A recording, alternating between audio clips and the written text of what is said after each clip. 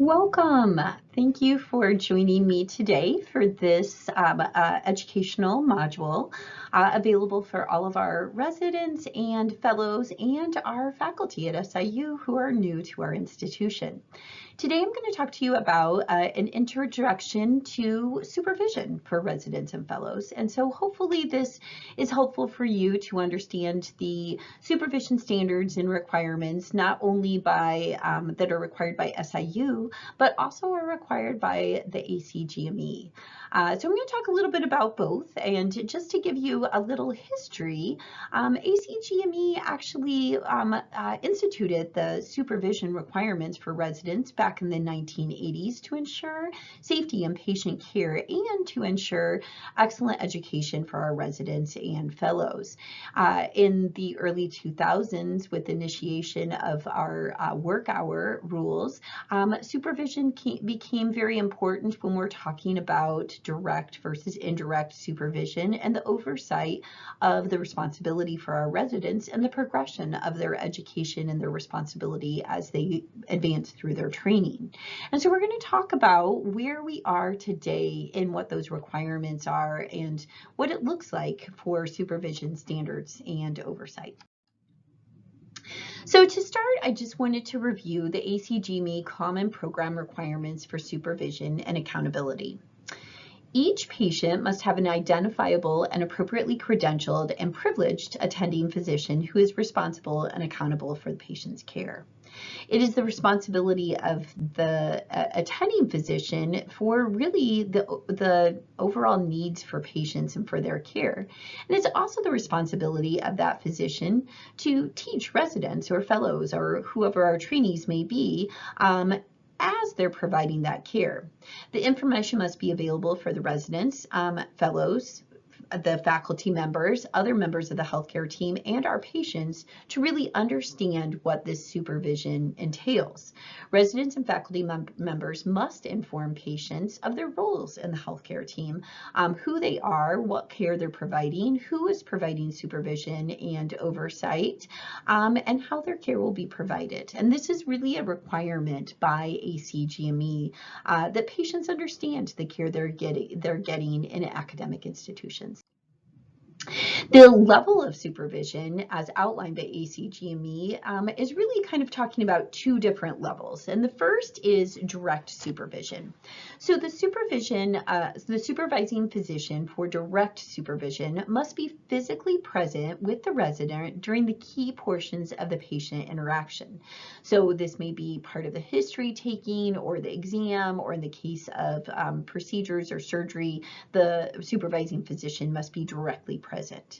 Initially, PGY1 residents must always have direct supervision, but as they go through their training in their first year and beyond, that supervision may be advanced, and it is up to the program and under guidance of the specialty review committees through the ACGME. They'll outline what the conditions are for a PGY1 resident to progress through different levels of supervision, and when and how they will advance to indirect supervision. There are some circumstances in which direct supervision can be accomplished virtually. This depends on the program, the specialty, and if applicable, would be actually communicated via the residency review committees, and this is under the ACGME oversight. And so this is really important to understand directly for your programs if virtual supervision can be used in those situations. The next level of supervision we'll discuss is indirect supervision. And so with indirect supervision, the supervising physician is not necessarily providing physical or concurrent visual or audio supervision, but is immediately available for a resident for guidance and is available to provide appropriate direct supervision if that becomes necessary. So this may be a situation where a resident is providing care in the hospital for a patient, and the supervising physician may be at home but directly available to come in if needed, and is generally available to answer questions, phone calls, talk about patient care, and then of course if needed be able to come to the hospital to provide direct supervision if indicated.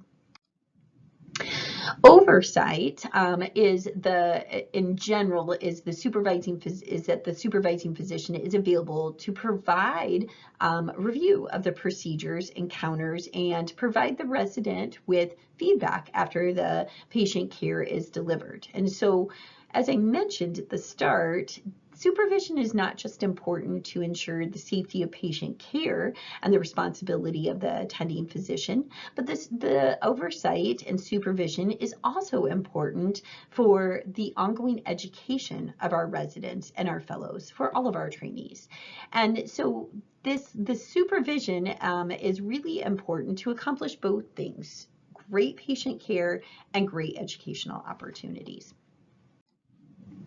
ACGME common program requirements and levels of supervision also talk about the privilege of progressing authority and responsibility and conditional independence, and the supervising role in patient care is delegated to each resident via the program director and other faculty members, potentially through the clinical competency committee. The program director must evaluate every resident's abilities based on specific criteria as outlined mostly and in guidelines through milestones or other standards set out by their specialty and their individual programs. And so faculty members function as supervising physicians, but must delegate portions of the care based to the residents based on the needs of the patient and the skill sets of the resident. So just because a resident may have indirect supervision abilities in certain situations, other situations, other procedures they may be partaking in, other care that they may be providing to patients, that may require direct supervision. And so this will differ based on the resident's advancement through training and the needs of the patients and the care being provided. The privilege of progressing authority and responsibility and the conditional independence and supervisory role of the patient care, as noted, is assigned by the program director and the clinical competency committee, and faculty supervision must be sufficient for duration to the duration of their knowledge to assess the knowledge of the resident and the skill set of the resident, and to delegate the resident's appropriate level of care and responsibility. And this must be understood by the resident and the supervising physician and others involved in the care of the patients, such as senior level residents and potentially nursing support or others that are responsible for that patient care. Senior residents or fellows can serve in a supervisory role to residents based on the needs of the patients and the individual residents and programs and what their requirements are set out. Programs must set guidelines for circumstances and events in which a resident must communicate with their supervising faculty member. And so these requirements are going to be specifically outlined by each program, by each specialty, and the understanding what a resident's limits must be, and the scope of their authority must be clear to all residents and all faculty members. The circumstances with which a resident is permitted to act with conditional independence must be understood and must be documented for all to be aware of. And as I noted, that would be not only the residents, but also the faculty members that are working with those residents. Procedural autonomy is often discussed at the clinical competency committees, and the clinical competency committee, or the CCC, must assess and document an individual resident's achievement of competency to perform a procedure without direct supervision. So to start, again, PGY1s are going to have direct supervision when they are doing all procedures. The advancement of their ability to perform certain procedures as outlined by programs that may be under their specialty specific and the expected procedures that they will be performing throughout their training. This is going to differ from program to program, and the CCC must assess and document each individual resident's maintenance of competence over time as they are advancing in their ability to perform certain procedures. The CCC must ensure that residents who have been given clearance to perform a procedure without direct supervision knows when they must call their attending or senior resident if there is acute concerns with the patient care or based on the patient acuity. At least annually for any given resident, each program should identify and define the procedures for which the resident has been felt to be capable of performing in the absence of direct supervision. And this must be available to the clinical care teams at all major clinical sites. So not only at SIU clinics, but also at the 2 corresponding hospitals. And this information must be communicated through our office and the GME and through to the hospitals so that everyone is aware of where residents have autonomy to perform certain procedures on their own with indirect supervision. The supervising attending is ultimately responsible for the care of all patients who is under their plan of treatment. So in the end, the ultimate responsibility for care is in the hands of the supervising physician. The level or type of supervision required by trainees in various levels of training must be consistent with progressively increasing resident responsibility during their training. This must fall under the ACGME supervision requirements and the common standards of patient care. And this is based on not only the patient needs and the skills of the trainee. The intensity of supervision varies from specialty to specialty, from program to program, the level of training, and the experience and competency of the trainee, and the acuity of the specific clinical situations. And this must be understood by all involved in this care. SIU's institutional supervision requirements for hospitalized patients do specifically state that the attending physician on the primary service must personally see all hospitalized patients at least once daily. Now, this is not an ACGME oversight. This is SIU institutional supervision requirements. And so that must be understood that this is specific for our institution. Some of you may have come from other institutions where this is not the requirement, but these are listed out as the SIU institutional supervision requirements. And attending physicians on primary services must personally see all hospital patients at least on a daily basis. Now, for consulting services, the attending physician on a consultant service must personally see the patient for the initial consultation within the specific time frame. Usually that's 24 hours, but it may vary by specialty. And thereafter, frequently enough to ensure the safe and appropriate patient care and until the time of sign-off, when that specialty may sign off as a consultation service. When patients are acutely unwell or a trainee or junior or off-service learners are not seeing those patients, and they sign off, then the supervising physician would no longer see them. But if a trainee feels that they need a physician or a supervising physician to come see that patient, then that must be done. Or if a patient is acutely decompensating, that patient would need seen by the attending physician. And again, to better understand these, I would encourage you all to review the SIU and affiliate hospital policy on patient care activities and supervision responsibilities for graduate medical education trainees and attending physicians. That is in one of the other documents as you review all of not only this presentation, but the other documents available for you today. And please do note that these are specific requirements for our SIU institution. So how to be a good supervisor, and of course, how to be a good supervisee. So we talked a little bit about what the requirements are from an ACGME standards level and from an SIU standards level. But how even when you're not just having to worry about following the rules of what ACGME says or what SIU says, but what else goes into a good relationship between supervisors and supervisees?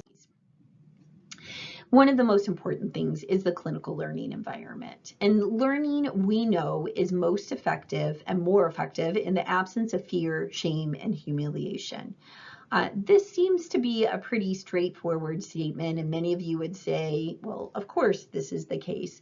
But there may be some of you that trained in situations where potentially this was not the case, and where physicians felt that training was best when there was fear or shame or humiliation involved in the clinical learning. But there has been much research done on this, and it really has shown that learning is definitely most effective in the absence of fear, shame, and humiliation. So it's really important for all of our faculty and all of our teachers to remember this when teaching and providing supervision to our trainees. A positive learning environment is associated with greater patient safety and with the learner and the team's overall improved well-being. And so two important things, as we talked about from the get-go of this session, of wanting to provide the best patient care possible and also wanting to provide the best opportunities for teaching and learning for our residents and fellows. And so we know that if there is a positive learning climate, this is going to be the best situation and have the best outcomes for both the patients and the trainees. The hallmark of a good learning climate is willingness of learners to speak up and to let their teachers, the faculty, know when they are receiving good information. If given instructions by a supervisor to do something in error, learners are less likely to speak up. If there is lack of explicit instructions to do so, the supervisor being impatient in those situations, or there is a steep power of hierarchy, which we know already that a lot of residents and trainees feel there is that steep power hierarchy between the trainees and the faculty that are teaching them.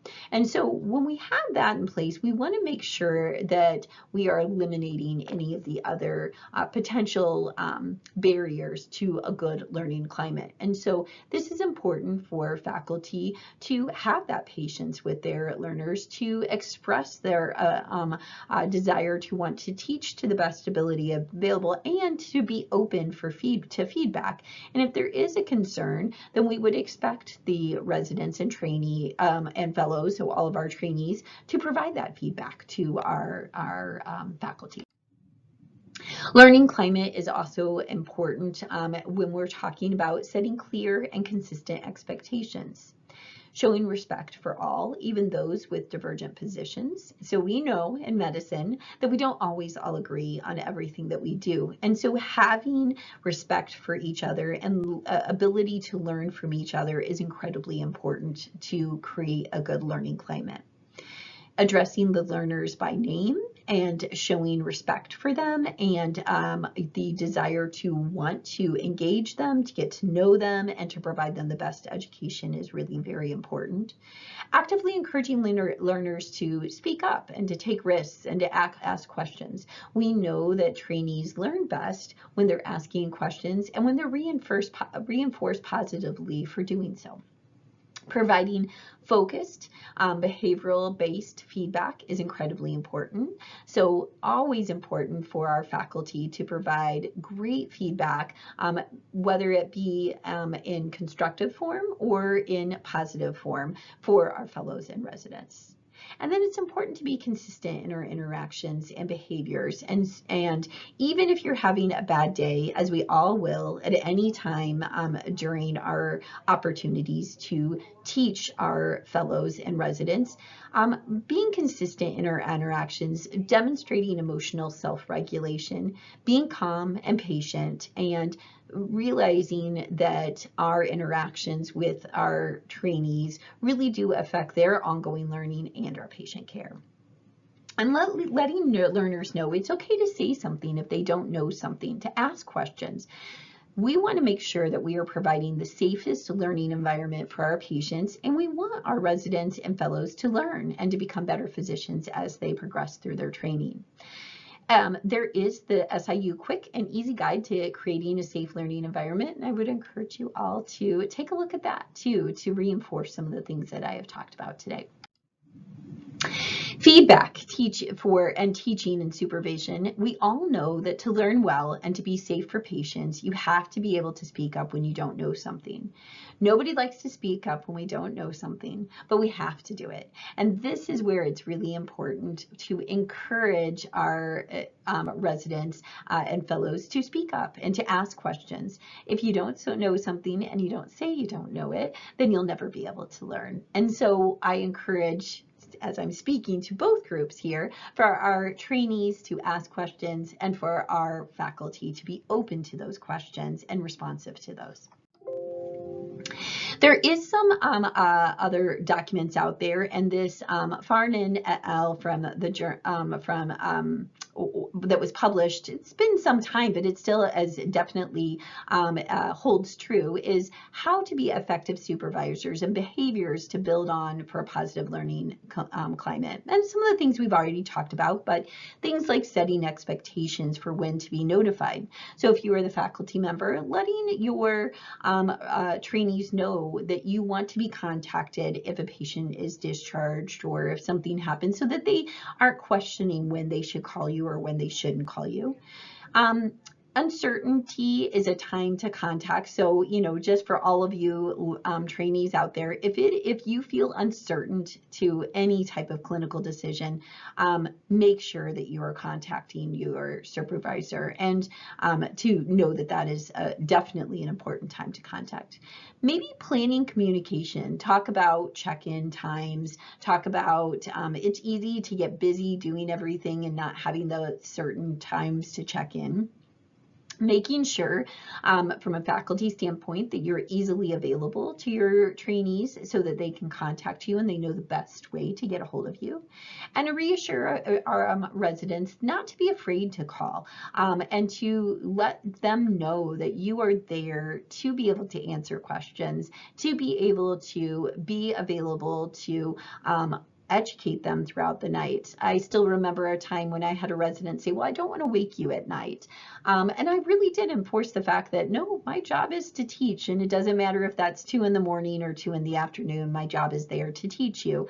Patients didn't present it just 2 in the afternoon, they're present at 2 at night. That's where the training occurs, that's where teaching can occur, and it's definitely where patient care must occur.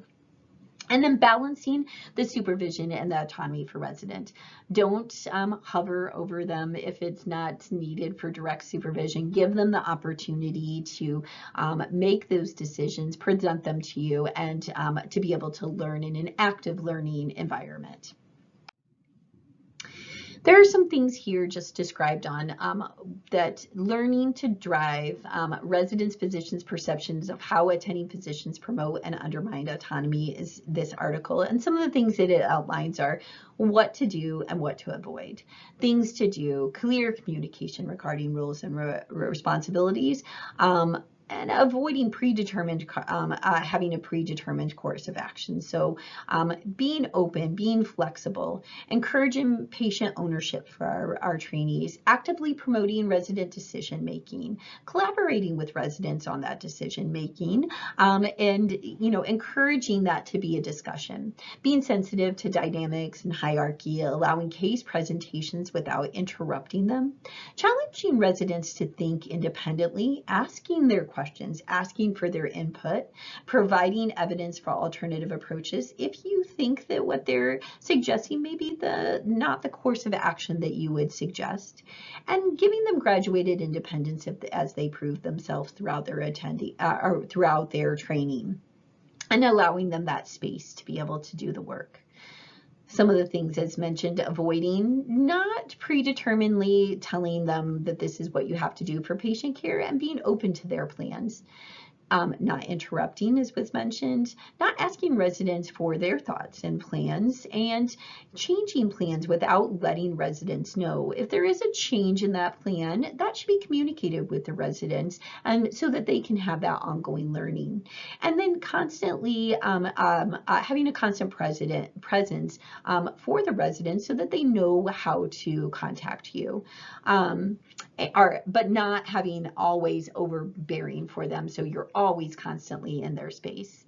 And try not to impose personal management styles. There are some things that we do because it's how we like to work, but not necessarily the way that everyone needs to do something. So be cautious in insisting on the way you do things being the only way to do things.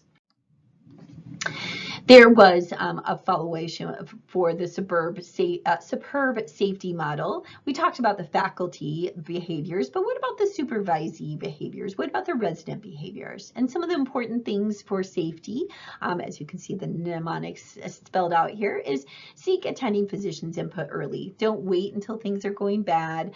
Seeking early. They're also legally responsible for those patients. So remember, as trainees, you need to seek that information or that input as soon as possible.